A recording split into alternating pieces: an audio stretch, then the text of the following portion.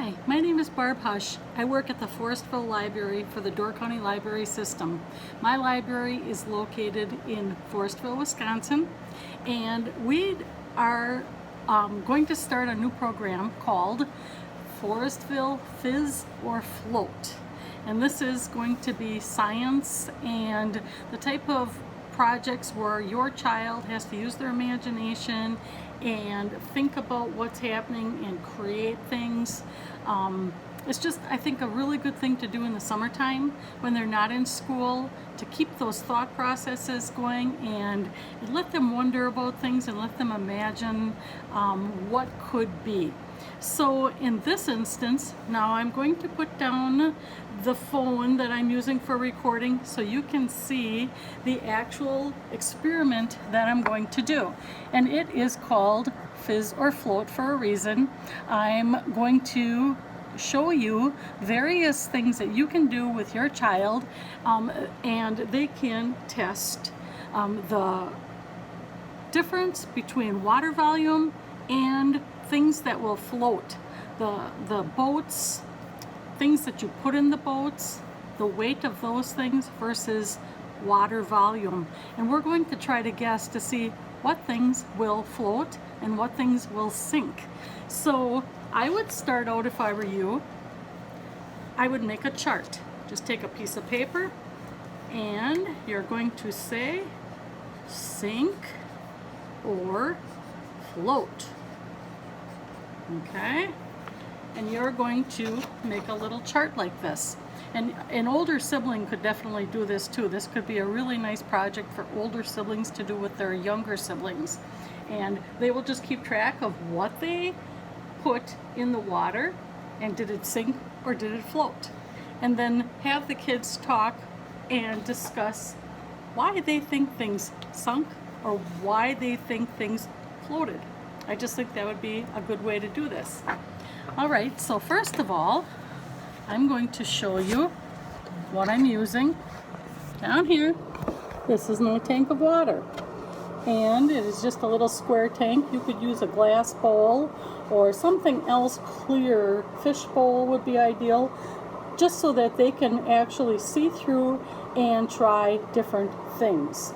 So the first thing that I'm going to do is I'm going to try, I took a piece of aluminum foil and I made a square out of it, and then I turned up all the edges on it, and you just make this little aluminum boat. Okay, now I'm going to put it in the water and let's see what happens. I'm going to put things like coins in the tin foil. First of all, yes, it did float. And now I'm going to put coins in there and see what happens to them. Okay, more coins, and you can document how many coins you put in. So far, I have put in 1, 2, 3, 4 pennies and 2 nickels and 2 dimes, and hey, it's still floating.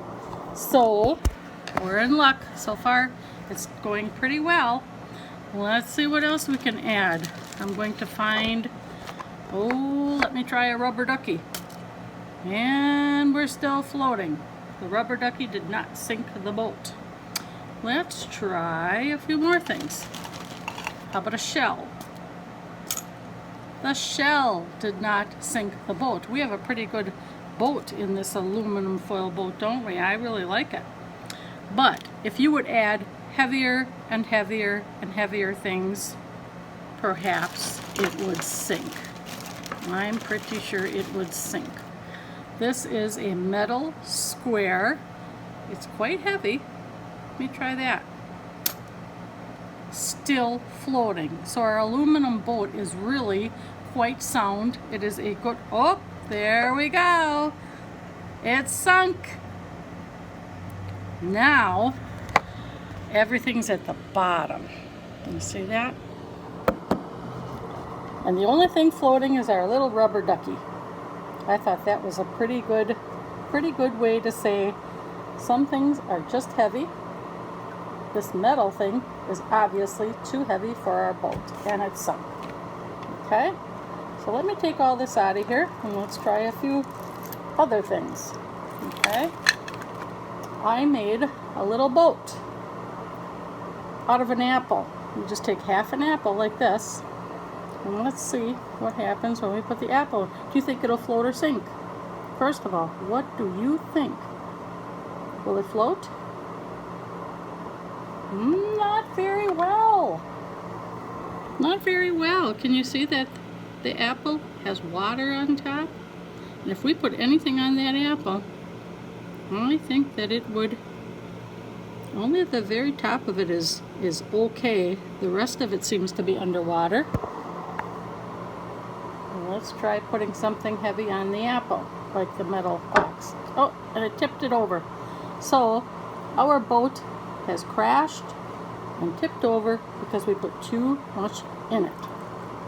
All right. I also have little tiny boats. And let's see what happens when we put several size boats in the water. Okay, there's a big one. There's a little one, and they're both floating very nicely. Let's try putting some things in those boats. Okay, to see if the bigger boat floats better or if the little boat floats better. I have all kinds of little passengers I'm going to add. You see these little piggies? Let's put them in the boats. You see that? There we are. Piggies in the boat. Okay? I'm going to put some more. And we'll see how many piggies. Oh, and a little frog went in there too. These are little plastic things. They are not very heavy.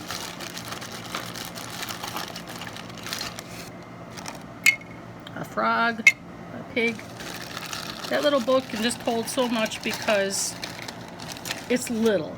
So I don't think there's too many things we can put in that little particular boat. Whoa, it's starting to tip already. You see that little boat?